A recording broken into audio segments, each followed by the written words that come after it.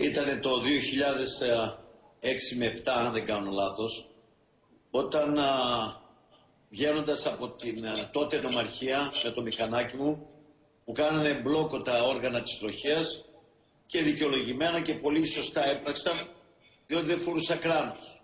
Και ήταν λάθος μου και ζήτησα δημόσια συγγνώμη, μιας και όλες οι τηλεοράσεις ήταν εκεί. Πλήρωσα την κλήση και με πήρε τηλέφωνο ο κύριος Λιάπης και μου λέει: δεν κατεβαίνεις κάτω έτσι να δείξουμε στον κόσμο ότι εγώ ως υπουργός δεν καταλαβαίνω τίποτα.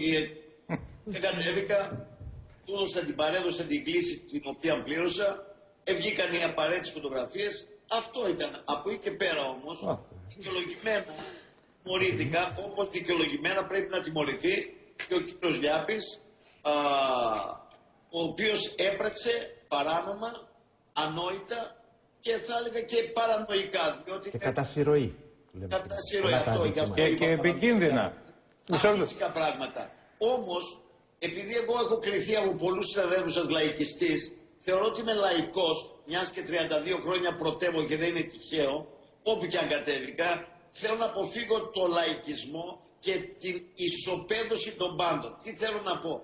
Ένα θέμα που είναι στη δικαιοσύνη, εγώ τι να πω, απλώς να σας πω ότι και οι κρίνοντες κρίνονται. Μισό λεπτό κύριε Ψωμιάδη, εγώ θέλω το πολιτικό σας σχόλιο. Είστε ένας σημαίνων τέλεχος, ήσασταν στη Νέα Δημοκρατία, δεν ξέρω ποιες είναι οι σχέσεις σας τώρα με... Θα τα πούμε και αυτό. Ναι, θα τα πούμε. Λοιπόν, είστε ένα πρόσωπο το οποίο έχετε σχολιαστεί, έχετε επικριθεί, έχετε σταυρωθεί από δημοσιογράφους λόγω κάποιων δικαστικών περιπετειών τις οποίες είχατε και στις περισσότερες από τις οποίες έχετε δικαιωθεί από ό,τι γνωρίζω και θα ήθελα...